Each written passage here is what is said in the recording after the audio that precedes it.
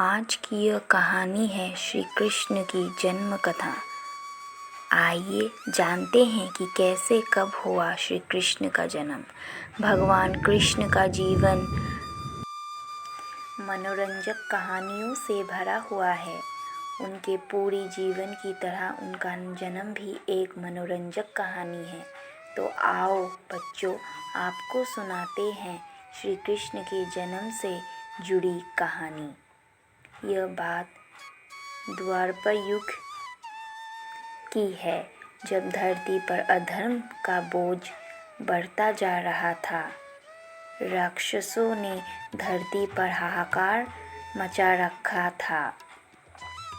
इस बात से बहुत परेशान होकर धरती माँ गाय का रूप धारण करके देवताओं के पास गई और उनसे कहा, हे देवतागण, मेरी रक्षा करें। इस राक्षसों का आतंक मुझ पर बढ़ता जा रहा है, इन्हें खत्म करें। धरती माँ की इस बात का देवताओं के पास कोई समाधान नहीं था। इस पर उन्होंने ब्रह्मा जी के पास जाने का निर्णय लिया और धरती माँ के साथ सभी देवता ब्रह्मा जी के पास गए। वहाँ पहुंचकर उन्होंने ब्रह्मा जी से विनती की, प्रभु, मेरे ऊपर से दैत्यों का यह भार कम करें। मैं बहुत परेशान हो गई हूँ। ब्रह्मा जी ने उनकी तरह देखा और कहा, इसका उपचार सिर्फ भगवान विष्णु कर सकते हैं। देवी, आप उन्हीं के पास जाइए।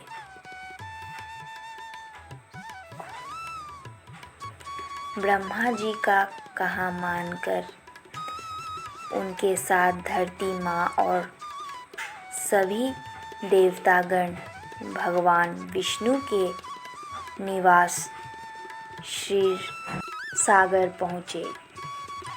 उस समय वो शेषनाग पर लेटे हुए आराम कर रहे थे। वहाँ पहुँचकर सभी ने उन्हें प्रणाम किया और पूरी कहानी सुनाई।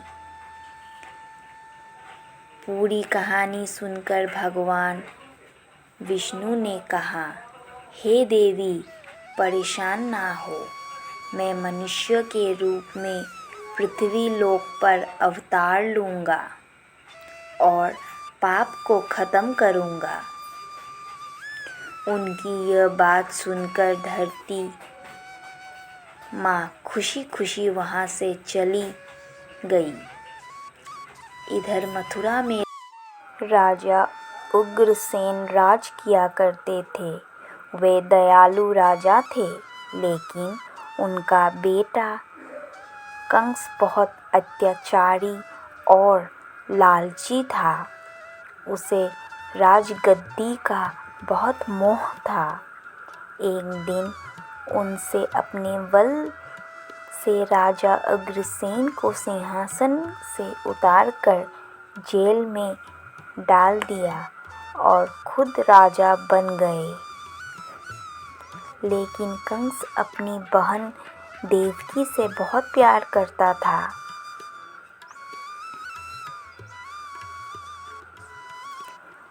एक दिन देवकी की शादी राजा सूरसेन के पुत्र वासुदेव के साथ हुई। शादी के बाद जब कंस देवकी को विदा करने लगा, तभी आकाशवाणी हुई कि देवकी की 8वीं संतान उसका वध करेगी।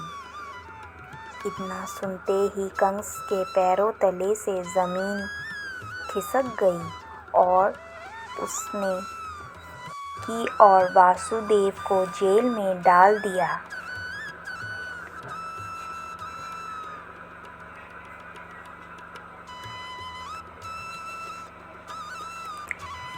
इसके बाद वो सोचने लगा कि देवकी की 8 संतानों में से कौन सा नंबर का पुत्र मेरा वध करेगा। इस असमंजस के कारण उसने देवकी की सभी संतानों को मारने का निर्णय लिया।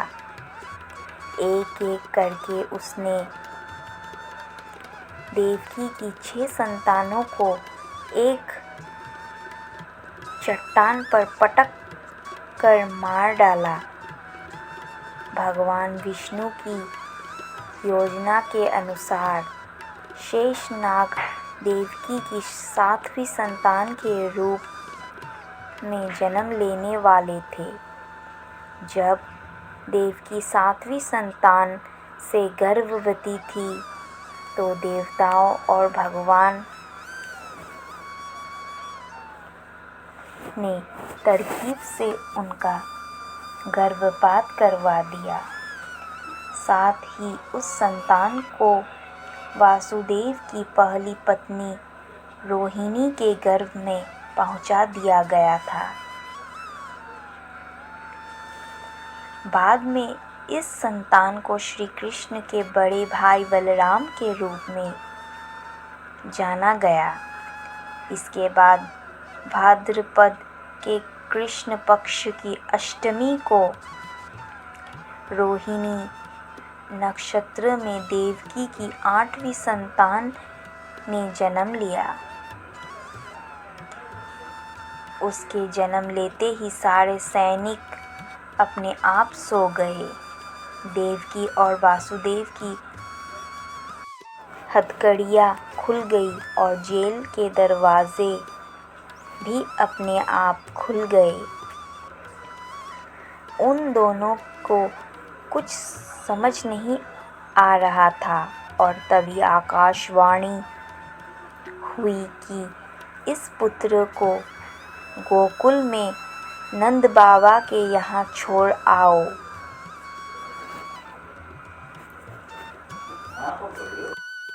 उन्होंने ठीक वैसा ही किया। उन्होंने टोकरी में श्री कृष्ण को लेटाया और यमुना नदी के पार गोकुल में छोड़कर आ गए और वहाँ पालने में सोई बेटी को अपने साथ जेल में ले आए। वासुदेव के वापस आने के बाद सब कुछ पहले जैसा हो गया। हथकड़ियाँ और जेल के दरवाजे वापस लग गए और पहरेदार होश में आ गए। होश में आते ही सैनिकों ने देवकी की 8वीं संतान की खबर जाकर कंस को दे दी। कंस दौड़ता हुआ जेल आया और देवकी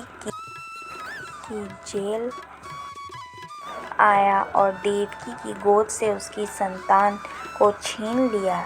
इसके बाद जैसे ही कंस ने उसे मारने के लिए हाथ उठाया, वह उसके हाथ से छूटकर हवा में उड़ गई और बोली, दुष्ट कंस, मैं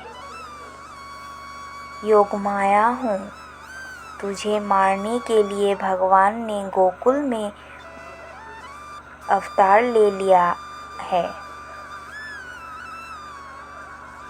अब तेरा अंत निश्चित है।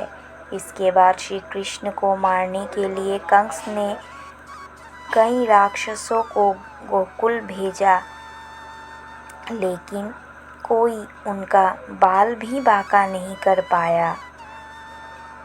अंत में उन्होंने कंस का संहार किया और मथुरा को उसके आतंक से आज़ादी दिलाई।